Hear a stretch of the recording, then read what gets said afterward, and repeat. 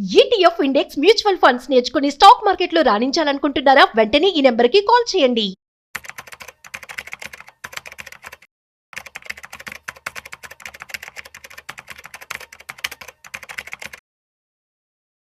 Hi hello నమస్తే welcome to Suman TV. నేను మీ Rajiv Pasupuleti. So let's start. Hi sir, నమస్తే. నమస్తే రాజు గారు. యా, సో సార్ యాక్చువల్లీ 2025లో మనం చూస్తున్నట్లయితే థిమాటిక్ అని చెప్పి కొంచెం ట్రెండ్ అయింది. అవును. సో మనం కోవిడ్ టైంలో చూసాము అండ్ ఇప్పుడు కూడా మళ్ళీ ఈ యొక్క వార్స్ కావచ్చు, ఈ టైంలో డిఫెన్స్ సెక్టర్ కి మంచి డిమాండ్ అయితే పెరిగింది అని చెప్పుకోవచ్చు. అవును. సో ఇందులో బెస్ట్ థిమాటిక్ ఫండ్స్ అంటే ఏమని చెప్తారు? అట్ ది సేమ్ టైం ఈ యొక్క మ్యూచువల్ ఫండ్స్ లో చాలా మంది కూడాను ఎక్కడ ఇన్వెస్ట్మెంట్ చేయాలో తెలియక సతమతం అవుతూ ఉంటారు. సో మంత్లీ చేయాలా, క్వార్టర్లీ చేయాలా, ఇది కూడా ఒక డౌట్ ఉంటుంది. ఈ రెండింటికి క్లారిఫికేషన్ ఇవ్వగలరా? డెఫినెట్ గా రాజు. యాక్చువల్ గా థిమాటిక్ లాస్ట్ 2-3 years నుంచి కూడా చాలా పాపులర్. అవును. యాక్చువల్ గా దీంట్లో వచ్చే వాటికి డిఫెన్స్ తో మాట్లాడితే డిఫెన్స్ తర్వాత డిఫెన్స్ కంటే ముందు ఫార్మా సెక్టర్, తర్వాత అంతకు ముందు నుంచి ఐటీ, బ్యాంకింగ్, ఈ కొత్తగా వచ్చే ఇన్నోవేషన్ లైక్ ఎనర్జీ ఆపర్చునిటీస్ అని, ఇన్నోవేషన్ ఫండ్స్ అని, లేకపోతే బిజినెస్ సైకిల్ ఫండ్స్ అని, డివిడెండ్ ఈల్డ్ ఫండ్స్ అని, ఈ రకరకాల థీమ్స్ మార్కెట్ లోకి వస్తున్నాయి. అట్లాగే కమోడిటీ బేస్ థిమాటిక్స్ కూడా కొన్ని ఉన్నాయి. వీటన్నిటిలో కూడా ఏంటి అంటే ఎందుకు ఇవి వస్తున్నాయి అనేది కొంచెం మనం బ్రీఫ్ గానే మాట్లాడుకోవచ్చు. ఎందుకు వస్తున్నాయి అంటే ఆల్రెడీ మార్కెట్లో లార్జ్ క్యాప్ అను, స్మాల్ క్యాప్ అను, మల్టీ క్యాప్ అను, లేకపోతే ఫ్లెక్సీ క్యాప్ అను చాలా రోజుల నుంచి వింటున్నారు మీరు. అవును, చాలా రోజుల నుంచి వింటుంటే ప్రతిరోజు కూడా నేను మీకు అదే స్టోరీ చెప్తుంటే ఇన్వెస్టర్ కూడా ఏంటి ఇది, రోజు వచ్చి మ్యూచువల్ ఫండ్ అయినా, రోజు వచ్చి అదే లార్జ్ క్యాప్ అదే ఇన్వెస్టర్ని నా వైపుని అట్రాక్ట్ చేసుకోవాలంటే నేను కొత్త థీమ్తో రావాలి. అవును, దానికోసమని ఈ థీమ్స్ అన్ని వస్తున్నాయి. ఆ థీమ్స్ వచ్చే టైంలో వీళ్ళు కన్సిడర్ చేసే మేజర్ రోల్స్ ఏంటంటే గవర్నమెంట్స్ ఏ సెక్టార్స్కి ఎక్కువ వాళ్ళు ప్రిఫరెన్సెస్ ఇస్తున్నారు, వాళ్ళు ఐటీ సెక్టర్ వైపు ఉన్నారా, లేకపోతే డిఫెన్స్ వైపు ఉన్నారా, మ్యానుఫ్యాక్చరింగ్ సెక్టర్ వైపు ఉన్నారా, ఇట్లా రకరకాల థీమ్స్తో గవర్నమెంట్ ఏ విధంగా ఆలోచిస్తుందో దానికి తగ్గట్టుగా వీళ్ళు కూడా ఆ సెక్టర్ వైపున బూస్ట్ చేయడానికి కనుక ఫండ్స్ తీసుకొచ్చుకుంటే ఆ పర్టికులర్ ఇండస్ట్రీ పెరుగుతున్నప్పుడు వీళ్ళు మన ఫండ్స్ కూడా పెరిగితే కనుక బెటర్ ఆల్ఫా జనరేట్ చేయగలుగుతాం అన్న ఉద్దేశంతో థెమాటిక్ ఫండ్స్ అనేది తీసుకొస్తున్నారు. యాక్చువల్గా మ్యానుఫ్యాక్చరింగ్ ఒకప్పుడు మ్యానుఫ్యాక్చరింగ్ ఏం లేదు, అన్నీ ఉన్నాయి, ఒక్క బ్యాంకింగ్ ప్లస్ ఐటీ అంతలేదు, మిగతావన్నీ ఉన్నాయి. ఇవాళ ఎనర్జీ ఆపర్చునిటీస్ అంటున్నాం. ఎనర్జీ ఆపర్చునిటీస్ కదా మల్టిపుల్ కంపెనీస్ ఉంటాయి. దాంట్లో కూడా ఎనర్జీ ఆపర్చునిటీస్ లో కొన్ని సందర్భాల్లో ఐటీ కంపెనీస్ లో కూడా ఇన్వెస్ట్ చేయొచ్చు. వాళ్ళు టెక్నాలజీ సపోర్ట్ తీసుకోవాలి కాబట్టి ఇవాళ వచ్చి ఇన్నోవేషన్ ఫండ్స్, కొత్త ఐటమ్స్ ఎవరైతే ఇన్నోవేట్ చేస్తున్నారో వాళ్ళు, దాంట్లో టెక్నాలజీ ఉంటుంది, మ్యానుఫ్యాక్చరింగ్ ఉంటుంది, ఫార్మా ఉంటుంది, రకరకాల ఇవన్నీ కూడా మల్టీ క్యాప్ స్ట్రాటజీనే. అంటే మల్టీ క్యాప్ అని కూడా అనకూడదు కానీ ఫ్లెక్సీ క్యాప్ స్ట్రాటజీనే. కాకపోతే ఆయా సెక్టార్ బయాస్ తో తీసుకొస్తున్నారు. ఆ సెక్టార్ బయాస్ తో తీసుకున్నప్పుడు మనకు కూడా కొంచెం అట్రాక్షన్ ఉంటుంది. కానీ ఎవరైతే ఏవైనా థెమాటిక్ ఫండ్స్ లో ఇన్వెస్ట్మెంట్ చేద్దాము అనుకుంటే కనుక కొంచెం జాగ్రత్తగా ఉండాలి. ఎందుకంటే ఆ సీజన్ హై ఉంటుంది. సీజనల్ గా ఆ పర్టికులర్ వెయిటేజ్ ఏ సెక్టార్ కి ఉందో ఆ సెక్టార్ సీజనల్ గా ఆ సెక్టార్ ఇచ్చే రిటర్న్స్ బట్టి మీ పోర్ట్ఫోలియో రిటర్న్స్ కూడా ఆధారపడి ఉంటాయి. దీన్ని కౌంటర్ చేయడానికి కూడా ఇంకొక ఆపర్చునిటీ ఉంది మార్కెట్ లో. చెప్పండి. థెమాటిక్ అడ్వాంటేజ్ ఫండ్స్ అని ఉన్నాయి, కొన్ని ఏఎంసీస్ ప్రమోట్ చేస్తాయి. థెమాటిక్ అడ్వాంటేజ్ ఫండ్ లో ఏ సెక్టార్ ని వాళ్ళు పాజిటివ్ గా ఎక్స్పెక్ట్ చేస్తున్నారో ఫండ్ మేనేజర్స్, ఆ సెక్టార్స్ కి ఇంటర్నల్ గా వాళ్ళు అలొకేషన్ చేంజ్ చేస్తూ ఉంటారు. సపోజ్ నెక్స్ట్ 2-3 years గోల్డ్ బాగుంటుంది అనుకున్నారు, గోల్డ్ లో కొంచెం ఎక్కువ వెళ్తారు. బ్యాంకింగ్ అండ్ ఫైనాన్షియల్స్ లో బాగుంటుంది అనుకుంటే బ్యాంకింగ్కి వెళ్తారు. ఫార్మా బాగుండొచ్చు అనుకుంటే ఫార్మాకి వెళ్తారు. ఐటీ బాగుండొచ్చు అంటే ఐటీకి వెళ్తూ ఉంటారు. మిగతాది ఎక్కడ వాళ్ళు లోయర్ వెయిటేజ్ చేద్దాం అనుకున్నారో అక్కడ నుంచి సెల్ చేసి ఇక్కడ వేస్తారు. ఇది కస్టమర్ లెవెల్లో కనుక మనం ఆ చర్నింగ్ చేస్తూ కూర్చుంటే మీరు long term capital short term capital attract అవుతారు.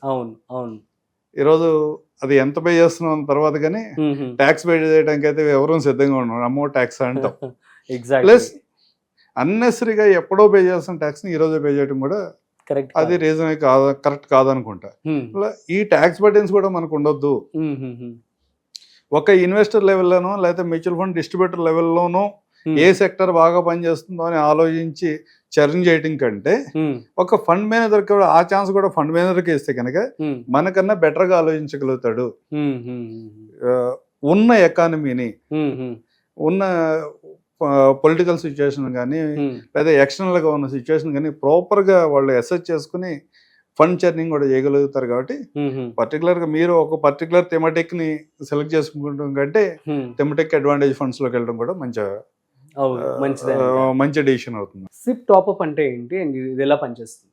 సిప్ టాప్అప్ మన కన్వీనియన్స్. సరే, ఒక 10-15 ఇయర్స్లో ఒక 1 crore కావాలి అనుకున్నాం.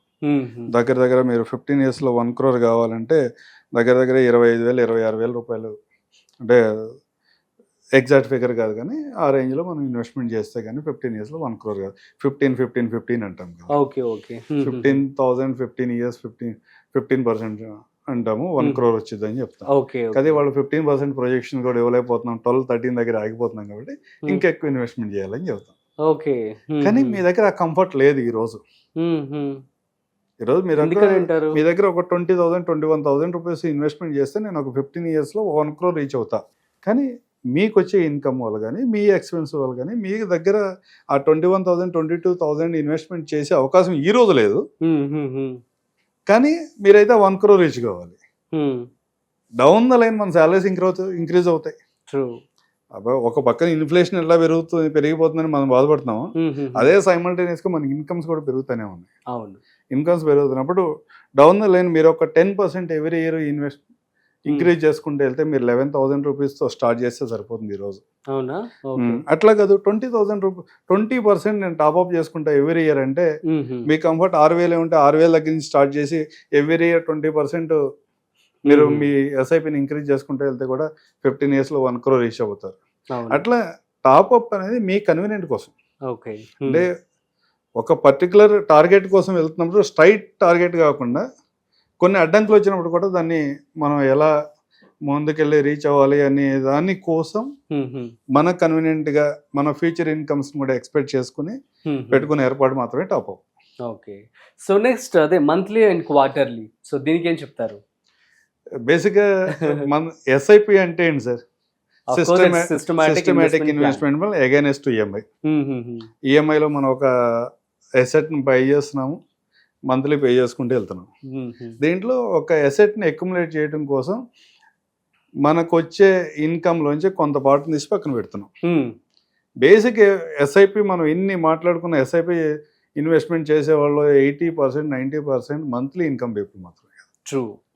మంత్లీ ఇన్కమ్ పీపుల్ 3 monthsకి ఒకసారి చేయటం మంచిదా? ఎవ్రీ మంత్ వాళ్ళ వచ్చినటువంటి ఇన్కమ్ లోంచి కొంత పాటు పక్కన తీసి ఇన్వెస్ట్మెంట్ చేయడం బెటరా? Probably every month is better కదా. ఎస్ఐపి రూట్ లో మనం ఇన్వెస్ట్మెంట్ చేస్తున్నామంటేనే ఆబ్వియస్ గా మంత్లీ వెళ్ళాలి. ఎవ్రీ 3 months కన్నప్పుడు ఒక్కోసారి మనం మర్చిపోతాం ఆ టైంకి బ్యాంక్ అకౌంట్ లో మనీ హోల్డ్ చేయాలంటే. ఎగ్జాక్ట్లీ.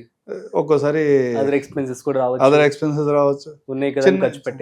చిన్న అమౌంట్స్ అయితే కనుక అంటే ఒక 1 year 3 months తర్వాత అక్యుములేట్ చేసి 3 months తర్వాత ఇన్వెస్ట్మెంట్ చేద్దాం, ఒక 1 year అక్యుములేట్ చేసి 1 year తర్వాత ఇన్వెస్ట్మెంట్ చేద్దాం అనే కన్నా మీ దగ్గర ఎంత చిన్న అమౌంట్ ఉంటే అంత చిన్న అమౌంట్ ఇన్వెస్ట్మెంట్ చేయడం ద్వారా కూడా మీరు హ్యాపీగా మీ ఇన్వెస్ట్మెంట్ జర్నీని ముందుకు తీసుకెళ్ళొచ్చు, మంచి రిటర్న్స్ వస్తాయి. Okay, super sir, thank you so much.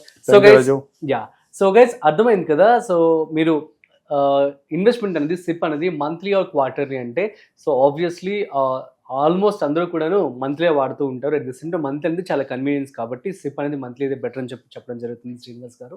At the same time మీరు పెట్టుబడి పెట్టేటప్పుడు ఇప్పుడు థీమాటిక్ గురించి మనం మాట్లాడుకున్నాం. సో థీమాటిక్ అనేది ఎప్పటికప్పుడు వాలటిలిటీ ఉంటుంది. అట్ ది సేమ్ టైం అక్కడ మీరు జాగ్రత్త పడాల్సి ఉంటుంది. ఇంకొకటి మీరు లాంగ్ టర్మ్కి సో టాప్అప్ సంబంధించి మీరు ఇనీషియల్గా కొంచెం అంత పెట్టుబడి పెట్టలేకపోయినా మీరు ఎప్పటికప్పుడు ఎవ్రీ ఇయర్ మీ శాలరీ కూడా పెరుగుతుంది కాబట్టి మీరు కొంచెం ఇంక్రీజ్ చేసుకుంటే బెటర్ అని చెప్పి శ్రీనివాస్ గారు చెప్పడం జరుగుతుంది. So that's it. మరొక ఇంట్రెస్టింగ్ కాంటెంట్తో మళ్ళీ కలుద్దాం. అంతవరకు చూస్తూనే ఉండండి సుమన్ టీవీ.